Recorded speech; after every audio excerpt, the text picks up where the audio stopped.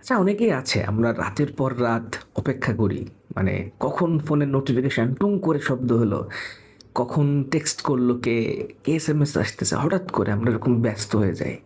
একটা মুহূর্ত আমাদের লাইফে সবার লাইফে এরকম আসেই। তো আমরা এই সময়টা কখন হয় জানেন? যখন আপনি কাউকে খুব ভীষণ ভালোবাসেন এবং তার সাথে আপনার একটা মানে বনিবনার সমস্যা হচ্ছে বা সে আপনাকে ছেড়ে চলে যাচ্ছে এই টাইমটাতে। তো আমরা মনে করি যে মানুষটা হয়তো আমার মতোই কষ্ট পাচ্ছে। মানুষটা হয়তো টেক্সট করবে, আমাকে খুঁজবে।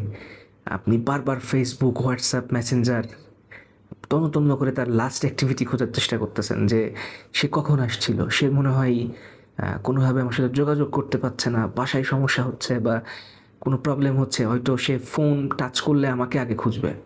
বাট আনফরচুনেটলি সে সব কিছুই করে। শুধুমাত্র আপনাকে টেক্সট করে না। মানে ব্যাপারটা এরকমই। সে সবকিছু করে বাট আপনাকে টেক্সট করে না। তো এই যে এই মুহূর্ত যারা ফেস করেছে তারা জানে এটা সহ্য করা কতটুকু কষ্ট।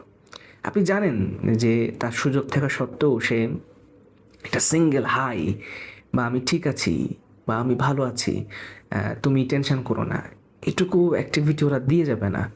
ওরা চিন্তাও করবে না যে এটুকু দিলে একজনের কতটা রিলিফ আসে। তারা কিন্তু তার সব অ্যাক্টিভিটি চালিয়ে যাচ্ছে। মাঝখান থেকে আপনি কিন্তু মানে কষ্ট পাচ্ছেন। তো এগুলা সবার লাইফেই টুকিটাকি হয়ই। এগুলা যত দ্রুত আপনারা সহ্য করতে শিখে যাবেন, বুঝে যাবেন, তত দ্রুত আপনাদের জন্য খুব ভালো। সেটা ছেলে হোক, মেয়ে হোক, প্রত্যেকেই। আপনি যার কাছে খুব পছন্দের, সে আপনার কাছে পছন্দের নাও হতে পারে। আবার আপনি তার কাছে অপছন্দের, হয়তো অন্য কেউ